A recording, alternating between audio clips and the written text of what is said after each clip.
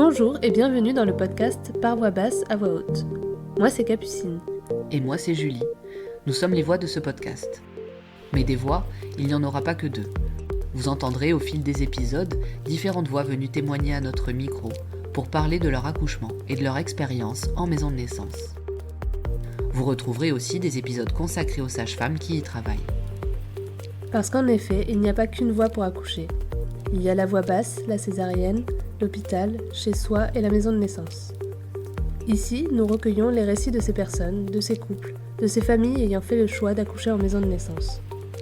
Ce podcast est le premier à proposer cet espace de parole et nous espérons qu'il répondra à toutes vos interrogations à leur sujet. Alors cheminez à nos côtés vers votre plus belle rencontre. Bienvenue derrière les portes des maisons de naissance.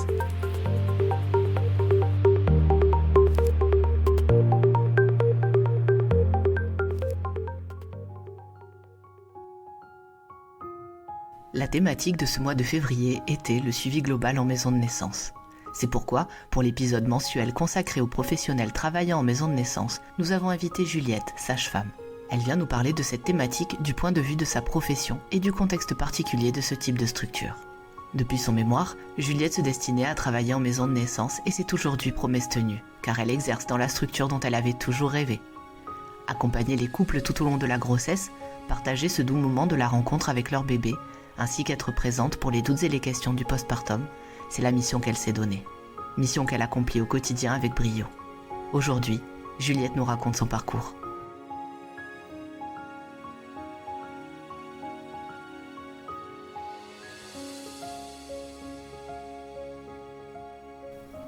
Bonjour Juliette. Bonjour Capucine. Bonjour Juliette, merci d'avoir accepté de venir à notre micro pour parler de la thématique du jour. Je t'en prie Julie. Nous sommes ravis d'écouter ton point de vue aujourd'hui sur les maisons de naissance. Et pour commencer, on va te demander de te présenter. Donc je m'appelle Juliette, je suis sage-femme, j'ai 47 ans. J'habite dans le Tarn, à côté de Castres, à quelques minutes de la maison de naissance d'Oumaïa. Je suis sage-femme depuis 22 ans maintenant. Ça se compte en décennies. Et j'ai un parcours assez varié parce que je travaille en milieu hospitalier pendant une quinzaine d'années et je suis en libéral depuis 6 ans. Je travaille à la maison de naissance d'Oumaïa depuis 5 ans et j'ai la chance d'avoir une famille nombreuse et un conjoint soutenant qui m'accompagne dans ce projet. Donc j'ai 4 enfants, 3 à la maison, qui ont 17, 14 et 9 ans et demi. Grande famille. Avant de parler de ta vie professionnelle, est-ce que tu pourrais définir avec tes mots ce qu'est une maison de naissance ? Pour moi, une maison de naissance, c'est un endroit où on va accoucher physiologiquement, comme à la maison, et qui est à proximité d'une maternité. En tous les cas, c'est la définition en France. Entendu. Merci pour cette définition. Et maintenant, nous allons nous intéresser à ton parcours avant de passer à la thématique du jour. Pour commencer, est-ce que tu peux nous dire où tu as été formée, nous raconter ton parcours ? Donc j'ai été formée à l'Université catholique de Lille. J'ai eu la chance d'être dans cette école qui était assez ouverte finalement et d'avoir déjà pu faire pendant mes études un stage à Toulouse avec une sage-femme qui accompagnait les naissances à domicile et de voir un accouchement à domicile. Ça a été un peu une révélation pour moi de ce qu'est le métier de sage-femme. J'imagine. Tout le monde ne doit pas avoir cette chance Non. de faire un stage avec une sage-femme à domicile, j'imagine. Non, mais notre école était la seule à l'époque à travailler en alternance cours et stage. Sinon, dans les autres écoles, c'était stage le matin, cours l'après-midi. Et du coup, on pouvait partir loin. Ah oui. Et moi, je suis partie en étant de Lille, partie à Beauvais, en Seine-Saint-Denis, à Toulouse. Donc, on avait vraiment cette chance-là d'avoir une école ouverte et une directrice qui était assez ouverte en fait pour aussi la physiologie finalement, parce qu'en plus en 2001 l'accouchement à domicile c'était quand même pas très... c'est peut-être pas mieux aujourd'hui, mais on en parle plus aujourd'hui en tous les cas.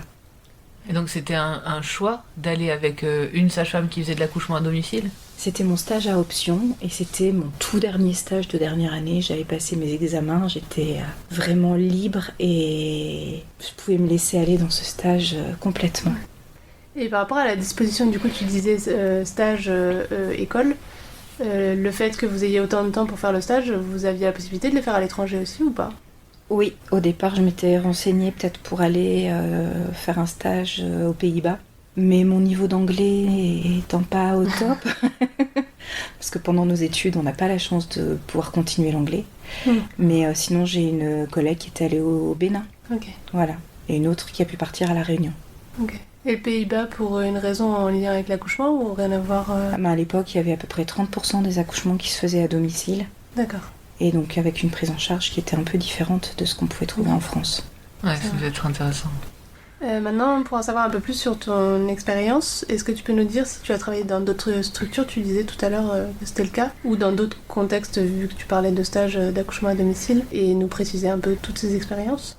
Alors, j'ai eu la chance de pouvoir choisir un petit peu où je pouvais aller travailler en sortant de l'école de sage-femme. Et j'avais choisi d'aller travailler dans une maternité de niveau 3. Donc c'est une maternité qui draine un peu toutes les pathologies du secteur. Mais c'est une maternité où les sages-femmes, on était vraiment libres quand même en salle de naissance. Où une patiente qui voulait pas de péridurale, on pouvait la laisser tranquille en pré-travail.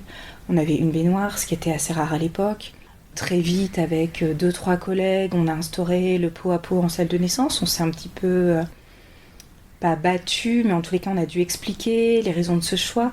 Et ce qui est marrant, c'est qu'aujourd'hui, c'est quand même instauré, systématique, et c'est la base.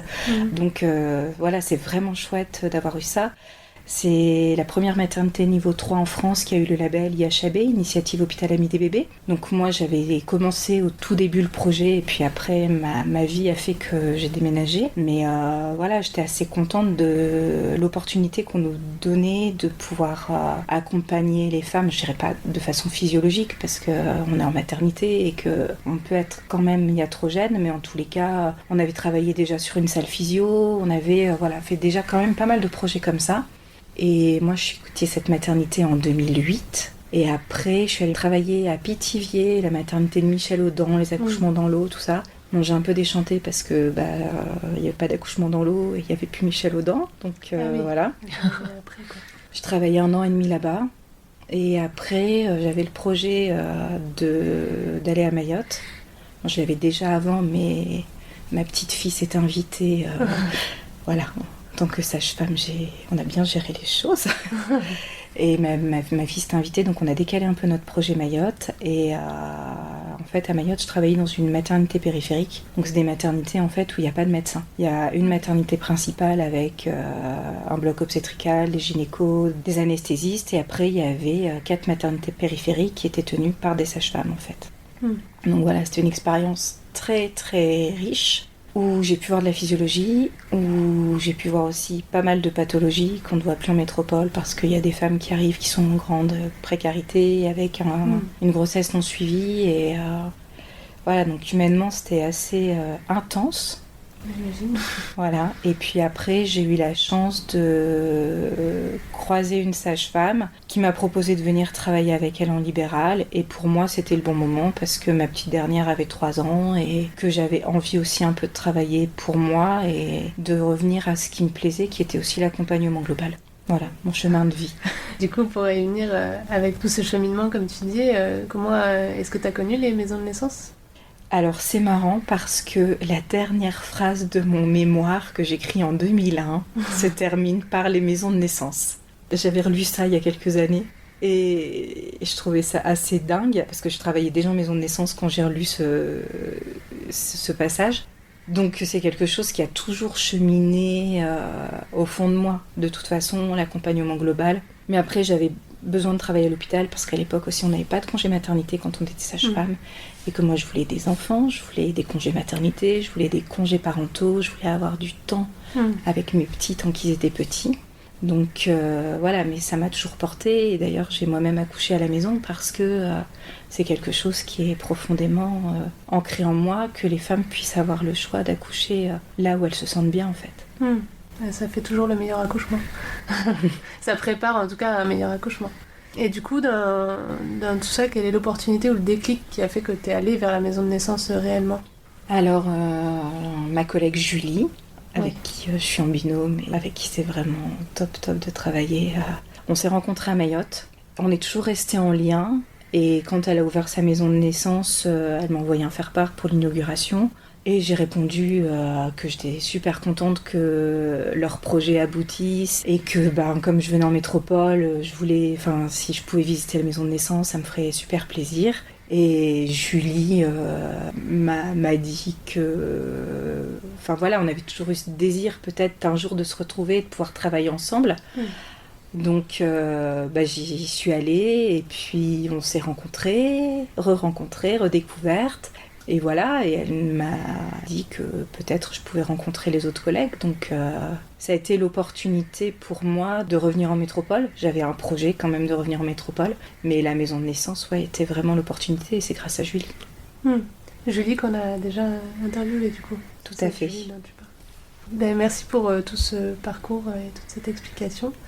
Aujourd'hui, on va parler d'un thème particulier qui est celui du suivi global en maison de naissance et également des préparations à l'accouchement. Pour commencer, est-ce que tu peux nous dire comment s'effectue le suivi de la grossesse en maison de naissance ? Le suivi en maison de naissance est effectué par une sage-femme ou, de façon plus importante, finalement, un binôme de sages-femmes. C'est-à-dire que le couple va arriver et les consultations vont être partagées entre les deux sages-femmes et les préparations à la naissance vont aussi être partagées entre les deux sages-femmes.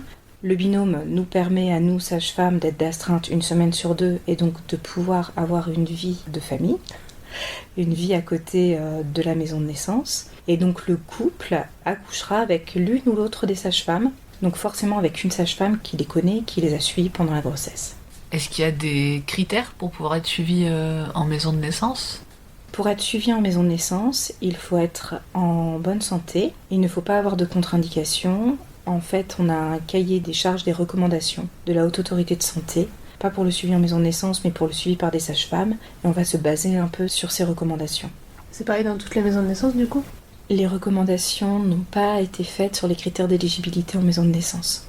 Tu peux nous détailler un peu, du coup, peut-être nous détailler un petit peu ce que sont les critères d'éligibilité en maison de naissance ?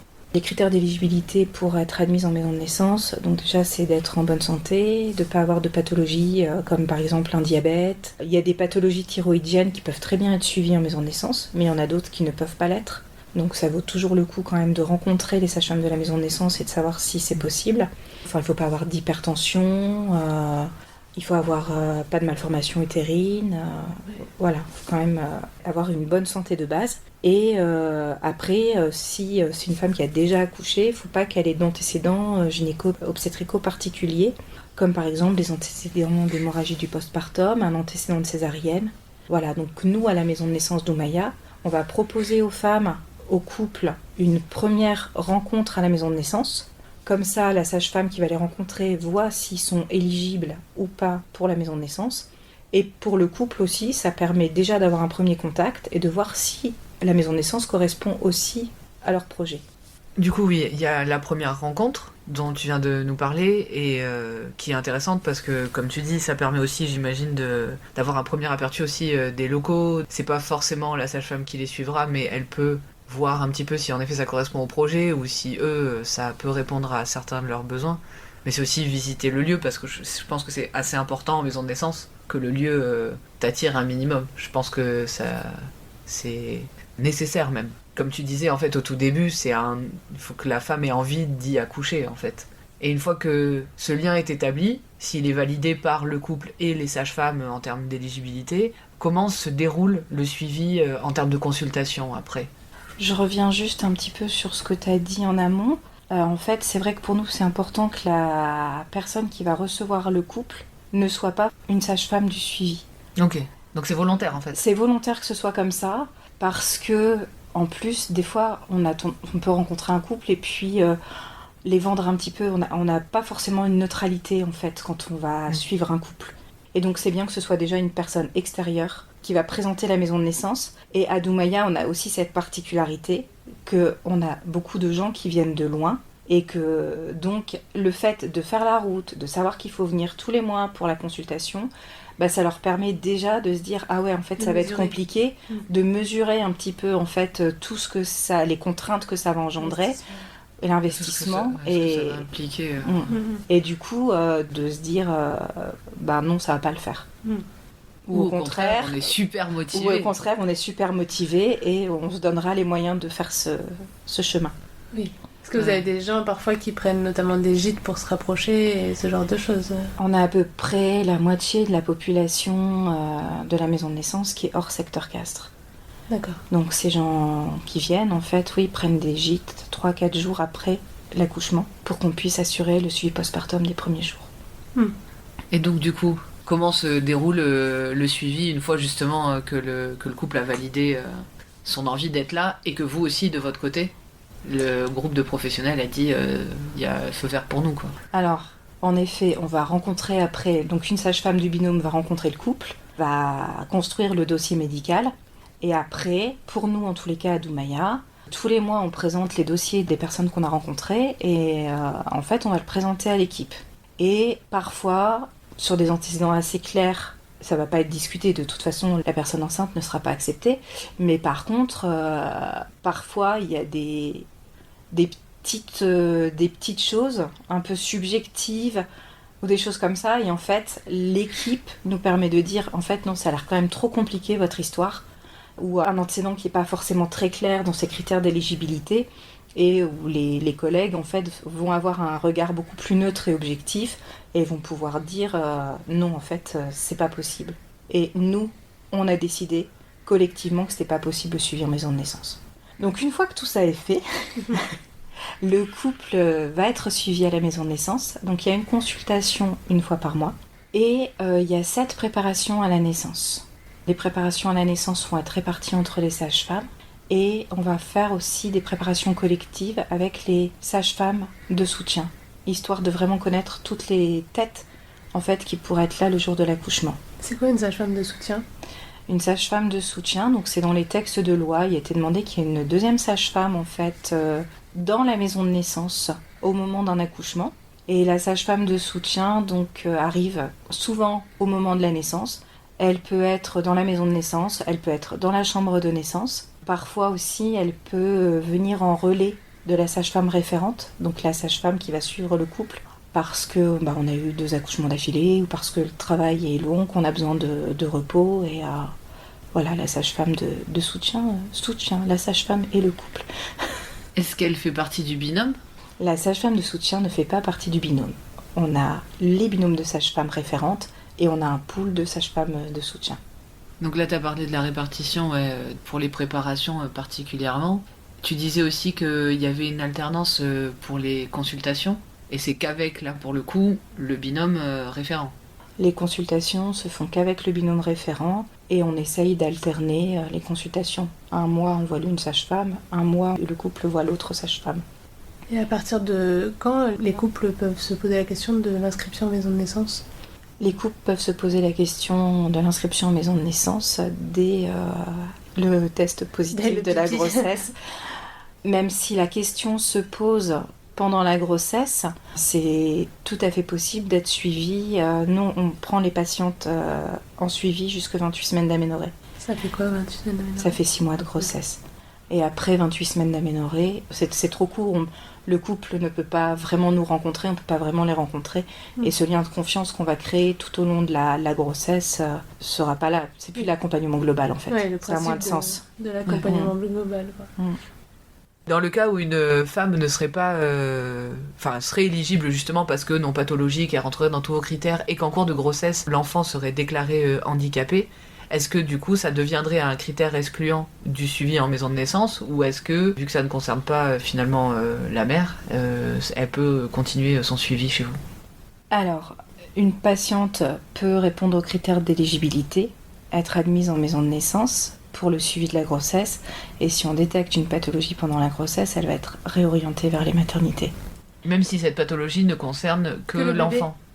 Ça dépend du handicap que aura l'enfant. S'il lui manque un pied, je dirais peut-être c'est pas trop grave. Après, si on est dans le cadre d'une trisomie, ou il y a d'autres pathologies qui peuvent être sous-jacentes.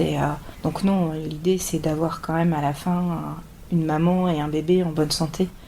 Donc que la prise en charge soit optimale. Le projet de la grossesse et de la naissance physiologique, il peut pas être au détriment de la santé de l'un ou de l'autre, en fait.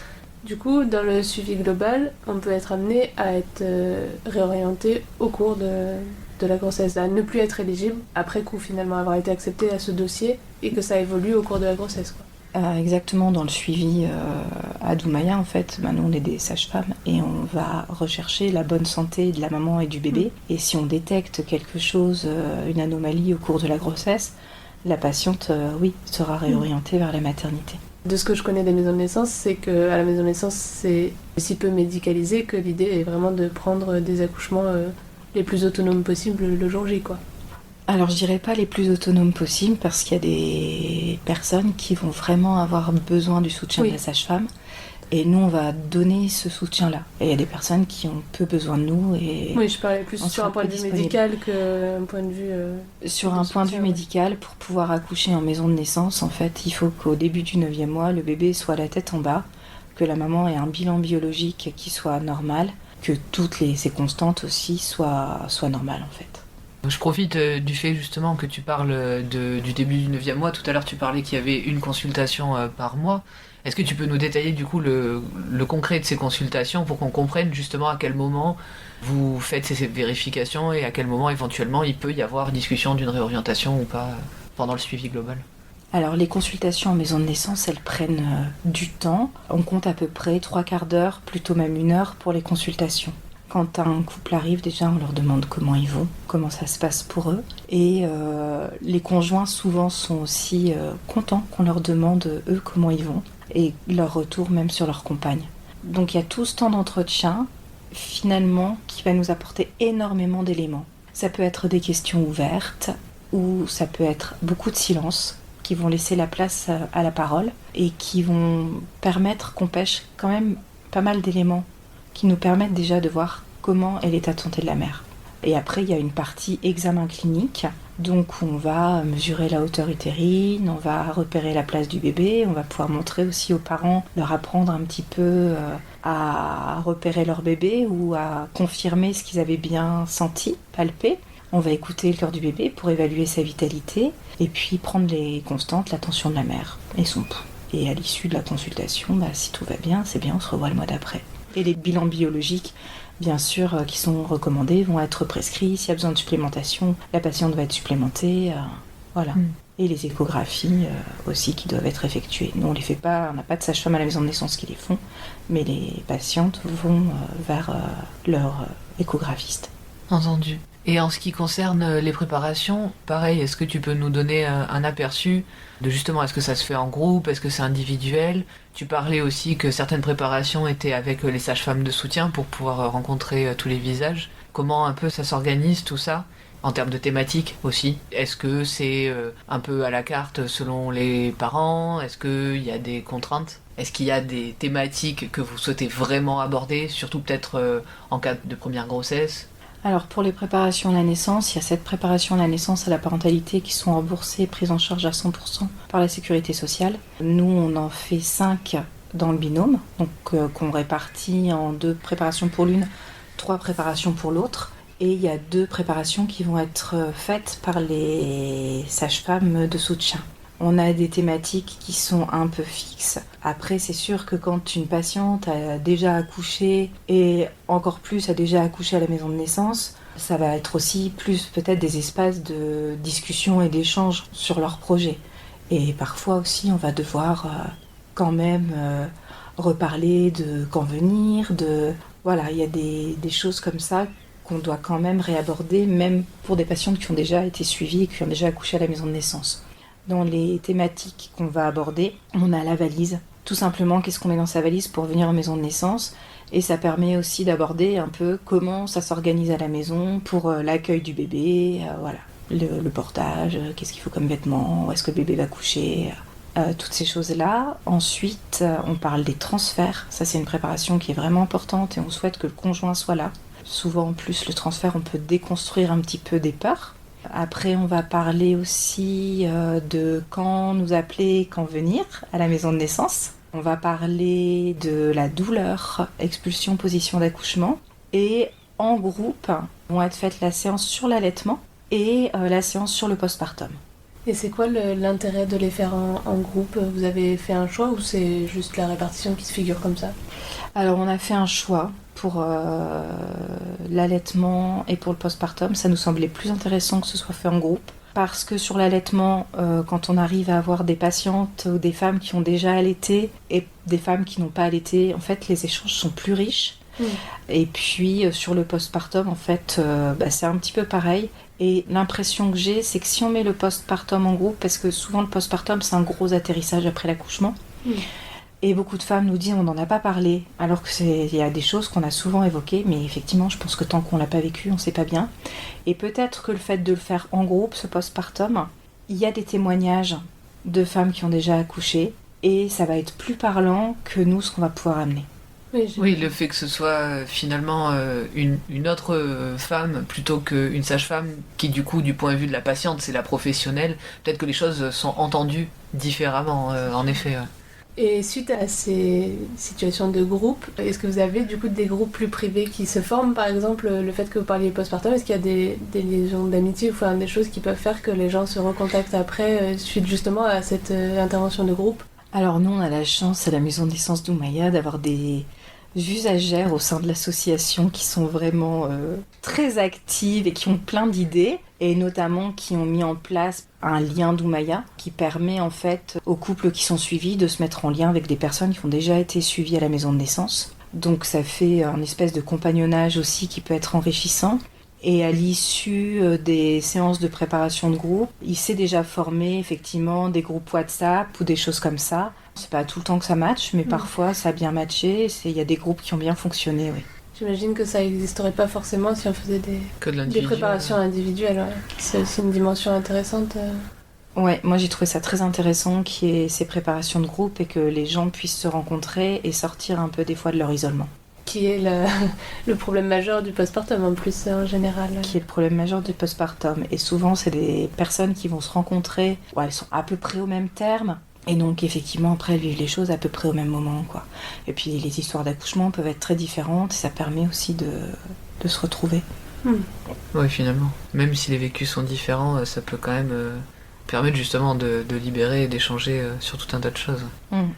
En général, quand on entend parler d'accouchement à la maternité, on entend des noms de méthodes particulières que je ne saurais pas forcément redire d'ailleurs. Je me demandais si vous suiviez des méthodes théoriques particulières pour préparer les gens à l'accouchement ou pas. Comment c'est organisé de manière plus concrète? Comment les parents sont accompagnés finalement vers cet accouchement?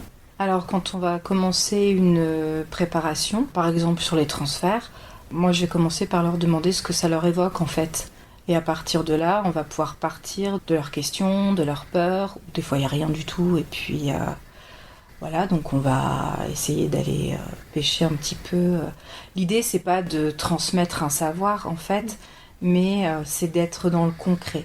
Donc, même pour l'expulsion-position, pour moi, je vois pas trop l'intérêt d'expliquer les différentes positions d'accouchement, mais par contre de dire dans ton corps, peut-être quand le bébé va descendre, tu vas ressentir ça, et là, ça veut dire que quand tu ressens ça, il se passe ça. Voilà, vraiment d'être dans des choses un peu concrètes. Après, c'est vrai que je peux dire aux femmes, écoute, regarde si t'es à 4 pattes, donc on va se mettre à 4 pattes, de voir la place que peut avoir le conjoint ou pas. Et des fois, il y a des gens qui arrivent avec des idées hyper préconçues en disant moi, je vais accoucher dans telle position, je vais accoucher dans la baignoire, et puis je veux que ce soit mon conjoint, ma conjointe qui accueille le bébé. Et là, on se dit, bon, on va pouvoir peut-être remettre un petit peu à plat tout ça et voir que ça peut se passer pas du tout comme on a prévu que ça se passe, en fait. Et après, effectivement, il y a des méthodes qui existent en supplément pour accompagner la préparation à la naissance, comme la méthode Bonaparte, la sophrologie, l'hypnose, l'aptonomie. Voilà, c'est des compléments en fait à la préparation à la naissance, à la parentalité. Moi, personnellement, je fais un peu d'hypnose. Voilà, des fois, je peux l'utiliser. Oui, vous le proposez pas forcément, à part si on est formé, comme tu le dis, c'est plus annexe. Et vous préparez plus le couple en fonction de ce qu'il est finalement. Ça va plus être un échange en fait autour des différentes thématiques où on doit faire passer quand même des informations qui sont importantes. Après, le couple, s'il a besoin d'autres ressources, il peut aussi aller les chercher lui ailleurs en fait. On n'est pas là pour imposer des choses aux gens, pas leur proposer non plus toujours quelque chose, mais c'est à eux aussi d'aller chercher eux-mêmes leurs propres ressources. Et c'est ce qu'on essaye aussi de faire, je pense, pendant les consultations, en fait. Quand une patiente va nous dire j'ai mal au dos, j'ai fait ci, j'ai fait ça, Ça veut pas être de lui dire, bah oui, t'as vu, t'as fait ça, c'est pour ça que t'as mal au dos, mais finalement, c'est d'arriver à lui faire dire, mais en fait, j'ai mal au dos parce que, et nous, après, on pourrait lui dire, bah tu sais, t'as l'ostéo, t'as la kiné, t'as... Et en fait, des fois, si on dit des choses comme ça part un peu dans le vent, et ça n'a pas trop d'intérêt, mais que la patiente dise, c'est vrai que j'ai fait ça, bah tiens, ma copine m'a parlé d'un ostéo qui est vachement bien, je vais peut-être prendre rendez-vous avec. Voilà, c'est... toutes ces petites choses-là plutôt qu'on va essayer de voir et que les personnes aillent chercher elles-mêmes leurs ressources. Ce qu'il faudra aussi pour l'accouchement en fait. C'est chercher aussi ses propres ressources. Oui, oui. Mais quand tu dis, oui, la personne aussi peut, si elle connaît pas justement, si elle n'a pas de famille ou d'amis dans le coin, elle peut aussi vous dire, j'aimerais bien voir quelqu'un pour l'autonomie, l'ostéopathie ou autre chose. Et vous aussi, j'imagine que vous pouvez lui proposer des professionnels avec qui justement vous avez déjà peut-être pas travaillé vous, mais dont vous avez eu de bons retours de patientes, etc. Vous pouvez être aussi ressource en termes de contact, j'imagine, professionnel. Alors effectivement, on a un bon réseau de professionnels de santé autour de nous et on peut mettre en lien les patientes avec les soins ou les besoins qu'elles ont. Oui, parce que chercher des ressources, j'imagine que pour certaines c'est le cas, hein, mais de se dire que quand on peut identifier un besoin qu'on a, mais qu'on sait pas forcément où aller le chercher concrètement dans le paysage professionnel, c'est chouette d'avoir une sage-femme qui nous connaît bien et qui se dit bah tiens, peut-être que tel professionnel ou quoi pourrait vous correspondre. Finalement, dans mon idée, ça fait partie du suivi global, vu que vous connaissez bien la personne, vous pouvez peut-être la rediriger vers des professionnels qui pourraient lui correspondre en fait. Exactement, et je pense quand même que si on invite la personne par... En fait, c'est une forme d'entretien qui est l'entretien motivationnel, où on va amener la personne à aller chercher sa propre ressource. Ça veut dire que le jour où on n'est pas là, oui, elle peut aussi trouver d'elle-même. Après, si elle nous dit « Ah ben c'est vrai que peut-être j'aurais besoin là de parler à quelqu'un en fait. Est-ce que tu connais quelqu'un ?» Ben, je vais pas la laisser dans le vent. Bien sûr, je vais lui proposer différentes thérapies, de lui donner... une personne par exemple en postpartum qui va m'appeler et qui va me dire là j'ai besoin de parler, je me sens un peu dépassée, moi je vais déjà lui dire bah écoute déjà on peut se parler et puis après voilà si elle a besoin d'un thérapeute je vais pouvoir l'orienter vers différentes thérapies en fait et lui proposer ce qui existe et après à elle de faire son choix en fonction de ce qui existe. Son choix et son chemin quoi. Exactement. Maintenant qu'on a fait un petit peu le tour de toute la thématique de ce qu'est un suivi global en maison de naissance, on aimerait bien connaître les moments où cette thématique a marqué ton travail en maison de naissance.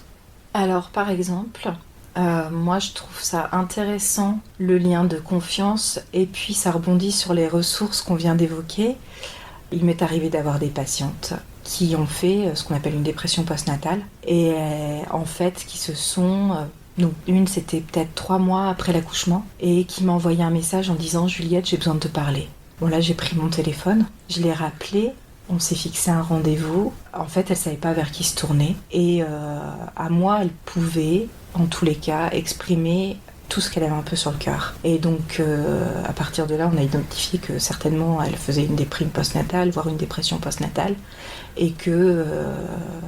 elle pouvait s'orienter vers un professionnel, une association. Et voilà, et c'est arrivé aussi assez récemment une patiente qui avait des idées noires et qui a eu besoin d'une thérapie, d'une psychiatrie. Et en fait, cette patiente, après, nous a dit « Mais je ne sais pas vers qui je me serais tournée si je n'avais pas été suivie à la maison de naissance. » Et je pense que c'est aussi le cas pour les sages-femmes libérales qui suivent les patientes pendant toute la grossesse.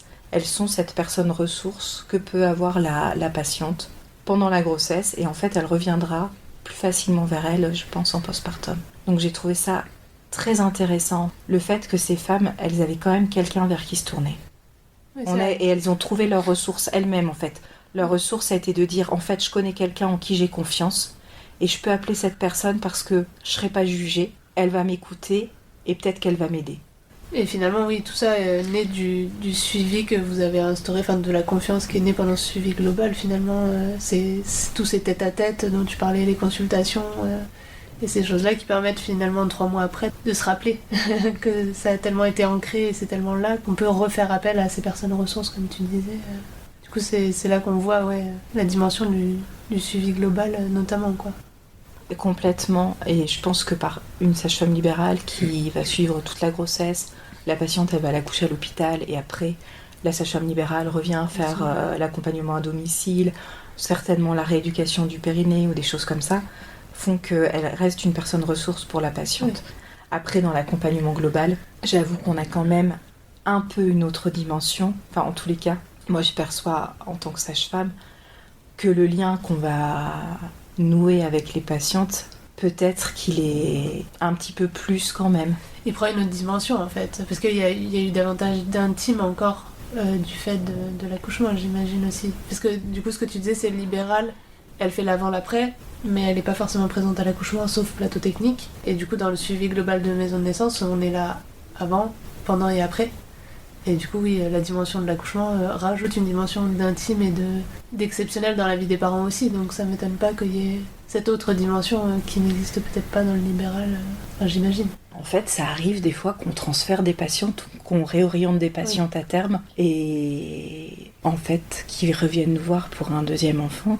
J'ai déjà eu cette expérience-là, c'était marrant parce qu'une année, je crois que j'ai eu 3 patientes que j'avais réorientées pour le premier ou transférées et qui ont accouché et c'est tombé avec moi dans le binôme. Et j'ai eu l'impression quand même, effectivement, qu'on avait l'aboutissement de 3 ans de travail ensemble. Mais je pense que pour ces patientes, vu que après des fois elles sont revenues vers moi pour le suivi gynéco ou vers ma collègue, on a ce lien qui était professionnel, oui. Toujours, mais qui était toujours là. Donc l'accouchement, je dirais que c'est un peu la cerise sur le gâteau. Oui. Enfin, moi, ça me fait vibrer.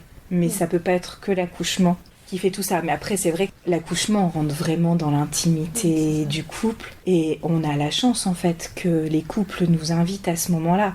Moi, je trouve que c'est une chance énorme, en fait, de pouvoir avoir des naissances comme ça. C'est beau, quoi. Après, l'accouchement, c'est sûr que c'est cette autre dimension, mais finalement, l'accouchement, c'est aussi un jour entre guillemets, alors que finalement, comme tu disais, le suivi, c'est des mois et des mois, que ça soit hors grossesse, si on continue en gynécologie ou quoi, finalement, forcément, ça prend une autre dimension, et c'est vrai que pour ces femmes qui sont réorientées, enfin, nous, dans les interviews qu'on a eues, le suivi global a apporté une dimension telle qu'elles avaient l'impression d'emmener leur sage-femme d'une manière ou d'une autre avec elles, même à l'hôpital. Le suivi reste. Je me demande même à quel point on parle pas de thérapeutique, tellement cette dimension s'élargit et elle aide les femmes, peu importe en effet si l'accouchement a lieu ou pas à la maison de naissance. La relation a été construite. C'est pour ça que je parle thérapeutique, parce que tu disais ça reste professionnel, et du coup c'est un peu ce qu'on ressent aussi parfois dans les thérapies, un lien fort tout en restant chacun à sa place dans un cadre professionnel. Et ouais, c'est vrai que je trouve ça intéressant de voir que dans les témoignages qu'on a, cette dimension de suivi global les a aidés aussi à traverser ces accouchements autres. Oui, ça les a portés même dans des situations finalement qui pouvaient être soit traumatiques, soit bouleversantes, ou en tout cas pas choisies. Enfin, moi, c'est vraiment le terme que j'utiliserais. C'est vraiment quand je les entends, toutes ces femmes, et même quand je t'entends toi aujourd'hui parler du suivi global, c'est cette notion où ça porte le couple, ça porte la personne vraiment fort, d'aller chercher en elle justement ses ressources, ou de pouvoir faire appel à tout ce qu'elle a d'intéressant et de fort en elle, pour pouvoir justement finalement vivre la meilleure grossesse et au mieux l'accouchement quel qu'il soit en fait. C'est un espèce de soutien important. Ouais. J'aurais même dit colossal, moi. Mais oui, je pense que c'est vraiment un soutien énorme. Le fait d'avoir tout le temps à faire aux mêmes personnes. Alors si en plus il y a plusieurs grossesses, comme tu dis, quand bien même l'accouchement n'aurait pas eu lieu, c'est d'autant plus fort, et comme soutien, je parle. Après, ce que j'ai pas souligné, mais peut-être que c'est quand même important, c'est que, enfin en tous les cas chez moi, la notion de consentement, elle est très importante. Et de respect du corps et de l'autre. Donc c'est vrai que ça, c'est des fois, ça frappe un peu les patientes. C'est quand on demande juste le consentement pour poser la main sur le ventre, pour aller palper le bébé ou des choses comme ça. Et bon, des fois, on discute et puis on va quand même poser la main sur le ventre, et voilà. Mais en règle générale, et quand c'est comme ça, d'ailleurs, je m'excuse et je dis excuse-moi parce que je t'ai pas demandé en fait si je pouvais aller toucher ton ventre. Je pense que c'est quelque chose qui est vraiment dans notre pratique. Ce respect et cette notion de consentement, ce respect de l'autre. Ouais, je pense que c'est important et beau parce que c'est quelque chose aussi que plusieurs personnes ont souligné dans leur suivi. Quand elles témoignaient, quand je dis des personnes, c'est des personnes interviewées, c'est vraiment quelque chose qui a été souligné par différentes femmes qui nous ont dit c'était incroyable parce qu'à chaque fois on me demandait mon avis, mais même pour juste poser la main sur mon ventre ou pour procéder à la mesure utérine qui pourrait paraître anecdotique, on va dire. Et c'était quelque chose qui a été du coup très apprécié. Et je pense du coup que ces patientes-là, même si elles sont transférées, ça leur a créé quelque chose qu'elles ont le droit d'être respectées et que peu importe où elles vont accoucher et peu importe la façon dont elles vont accoucher, et finalement on voit, enfin je pense à une femme qui a eu une césarienne en fait, et qui dit mais en fait on m'a tout expliqué et j'ai toujours été respectée, et elle a bien vécu cette césarienne alors que c'était à milieu de son accouchement physiologique à Doumaya. Mais parce que tout ce parcours pendant la grossesse a fait aussi qu'elle a pu participer en fait à son accouchement et pas être complètement passive. Apprendre à se respecter soi-même quoi en fait. Peut-être. On parle beaucoup des femmes qui ont accouché, ou en tout cas des personnes qui ont accouché. On mentionne pas trop les papas dans le suivi global. Est-ce que tu as des anecdotes en rapport avec le coparent ou le père ? Je trouve ça hyper important que le coparent puisse être présent aux consultations ou au moins en préparation à la naissance. Et c'est vraiment quelque chose qu'on observe pour le coup en maison de naissance. C'est que les coparents, en fait, ils sont quand même présents et ils se débrouillent quand même pour être là. J'ai eu une fois un papa qui était jamais venu, en fait.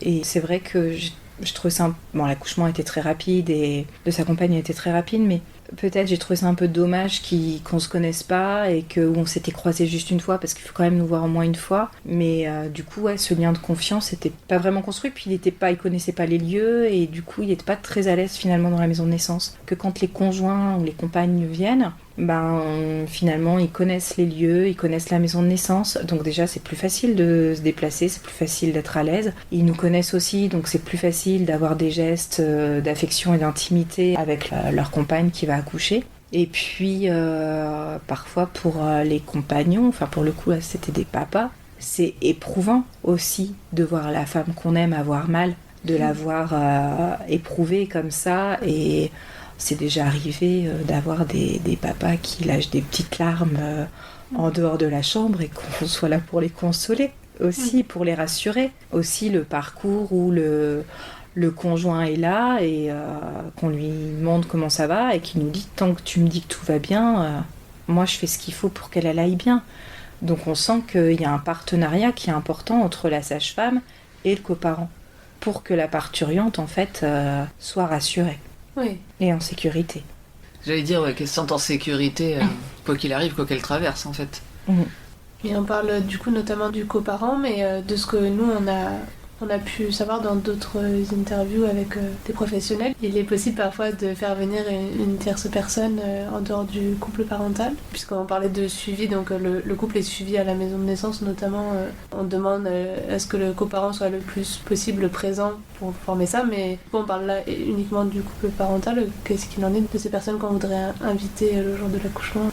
En fait, pour nous, à Doumaya, je pense dans toutes les maisons de naissance, c'est important que la personne qui va accoucher soit en confiance et qu'elle soit avec les personnes qu'elle a choisi d'avoir. Ou ça a pu arriver, une patiente qui a voulu un reportage photo, en fait, de son accouchement. Et donc là, pour nous, c'est important de rencontrer cette tierce personne, qu'elle puisse savoir comment une patiente accouche à Doumaya, que les choses sont pas les mêmes qu'à l'hôpital. Par exemple, une patiente qui veut venir avec sa maman, sa belle-maman, l'accouchement c'est pas la même chose qu'à l'hôpital et c'est pas la même chose du tout dans les années 90.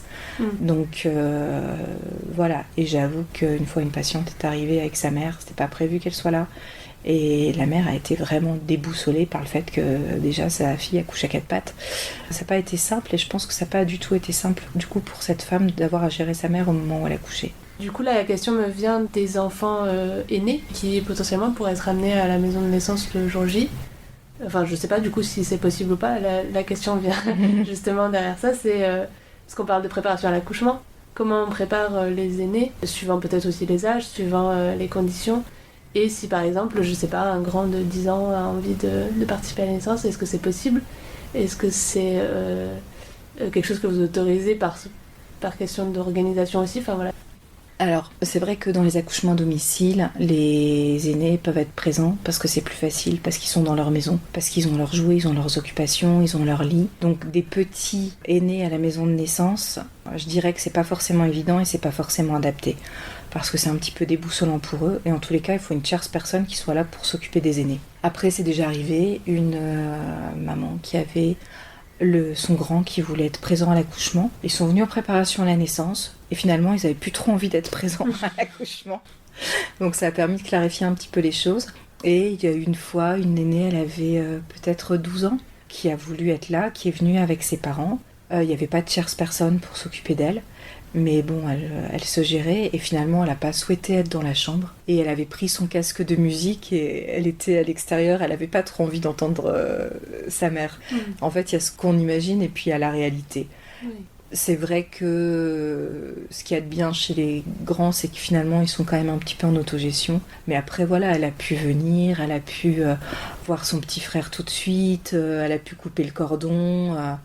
Voilà, mais finalement, quand elle arrivait, moi, je lui ai redemandé, en fait. Ben là, a priori, tu souhaites pas être là, mais tu souhaites qu'on t'appelle quand le placenta est sorti. Et voilà, et comme c'était des choses dont elle avait déjà entendu parler en préparation à la naissance, ben, elle a pu dire, en fait, ce qui était OK pour elle.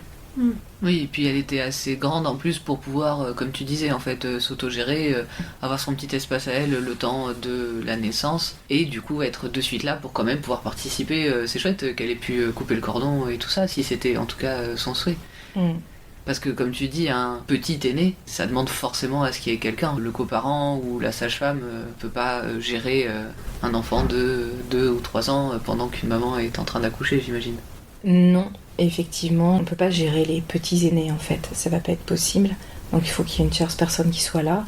Et puis, clairement, c'est vrai que si c'est la nuit, on va réveiller un enfant de 3 ans pour aller le mettre dans une maison de naissance, il va rien comprendre. Si c'est la journée, ses parents vont pas être dispo. Après, les parents, ils viennent souvent quand même avec les grands, enfin les aînés, aux consultations. Pas aux préparations à la naissance, parce que c'est plus compliqué, on a besoin quand même plus d'échanger, ils ont besoin d'être plus disponibles. Mais pendant les consultations, c'est assez facile.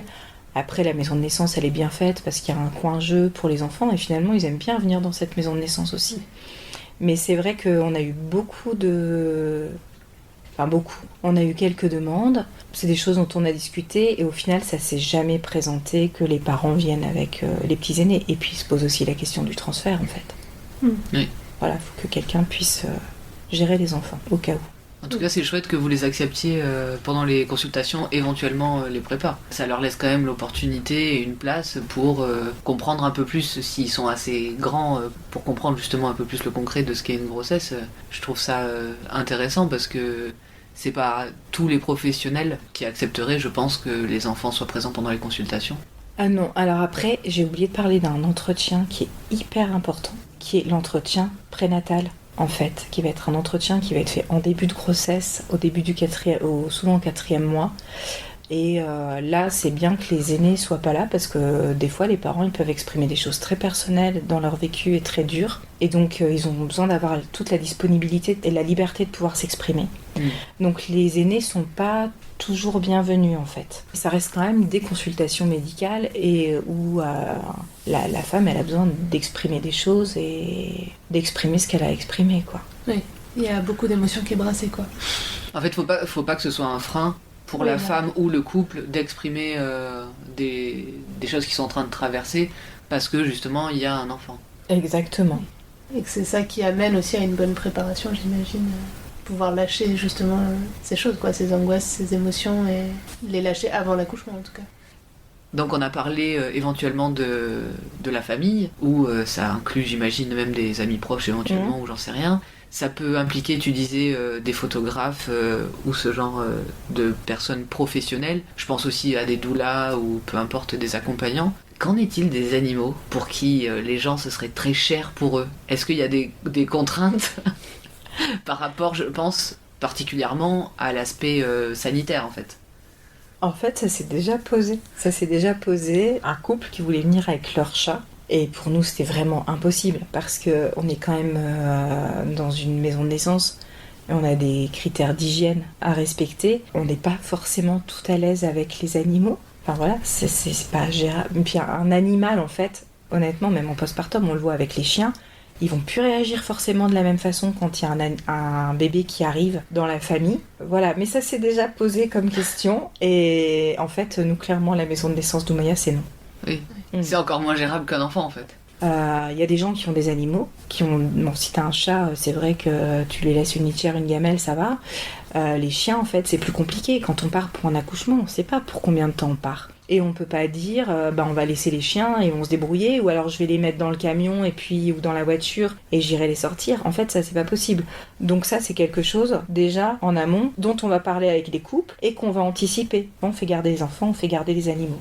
Si je résume un peu tout ce que tu nous as dit depuis tout à l'heure, en fait, vous préparez la famille entière, que ça soit la personne qui va accoucher, le coparent, les enfants et les animaux. Et les grands-parents. Et les grands-parents. À cet accouchement, oui. C'est toute la représentation du suivi global en plein, on va dire.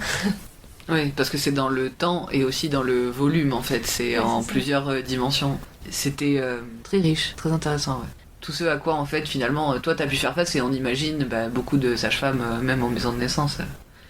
Pour finir, on aimerait te demander de nous dire ce que t'a apporté le fait de travailler en maison de naissance. Ce que ça m'a apporté de travailler en maison de naissance, déjà, ça m'a appris ce qu'était la physiologie, parce que j'ai dû déconstruire beaucoup de choses et désapprendre beaucoup de ce que j'avais appris. Ça m'a apporté une sérénité dans ma profession. En fait, je me sens à ma place. Je me sens à ma place dans ce que je fais, je me sens utile dans ce que je fais. Pour moi, je suis à la bonne place. Ça m'apporte un équilibre. Une place que tu cherchais peut-être déjà depuis ton mémoire, du coup. Une place que je cherchais déjà depuis... Inconsciemment, en tout cas. Très consciemment. Ouais. Vraiment très consciemment, mais que dans ma vie perso, comme je l'avais envisagé, c'était pas possible. Oui. Mais pour moi, pour mes 40 ans, de toute façon, je m'installais en libéral et je faisais de l'accompagnement global. Après, c'est pas arrivé tout cuit dans mon bec non plus. Enfin, je veux dire, je me suis vraiment donné les opportunités de pouvoir réaliser ce projet-là. Après, je dirais que de toute façon, j'ai toujours d'autres projets. Pour l'instant, la maison de naissance, je me sens très bien dedans et je me vois pas ailleurs. Après, clairement, j'ai 47 ans, peut-être en 10 ans. Je serai plus là. Ça sera trop difficile pour moi de me lever la nuit ou des choses comme ça, mais il y a encore tellement de choses à faire dans notre profession, mais pour l'instant c'est vraiment ma place. Et en fait je me régale à voir des naissances physio. Je me régale à voir des couples qui accueillent leur bébé avec de la chaleur, du bonheur, qu'on leur laisse aussi le temps de découvrir leur bébé. C'est beau, quoi. C'est de la beauté que ça m'apporte, la maison de naissance. Un des piliers de la vie. Ouais, c'est magnifique. Ça m'a coupé le sifflet. Avant de nous quitter, on aimerait te poser une dernière question aussi. Est-ce que tu aurais une petite astuce à partager à toutes celles et ceux qui nous écoutent et qui se préparent à un accouchement physiologique ? Un petit truc comme ça qui pourrait les accompagner, que ce soit pendant la grossesse, au moment de l'accouchement ou même en postpartum. Donc je dirais que mon petit tips, c'est que vous avez des ressources. Allez les chercher. Et puis si vous avez du mal à les faire émerger, il y a une sage-femme qui est là, qui est bienveillante à côté de vous et qui peut vous aider à faire émerger tout ça. Eh ben merci pour ce partage, merci pour ce petit tips aussi. On espère que les professionnels qui nous écoutent ou les personnes curieuses d'en savoir plus auront pu trouver des réponses à leurs questionnements à travers tout cet échange.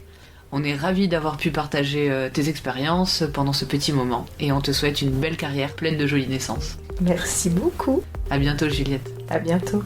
À bientôt. Vous venez d'écouter le podcast Par voix basse à voix haute. Si vous avez aimé cet épisode, partagez-le autour de vous. C'est le meilleur moyen pour notre podcast de rester visible. N'hésitez pas à vous abonner si vous voulez être notifié des prochains épisodes. Merci encore d'être là avec nous et d'écouter ces moments de vie uniques et intenses. À la semaine prochaine pour un nouvel épisode. Et n'oubliez pas, il n'y a pas de bon accouchement. L'histoire qui compte, c'est votre rencontre.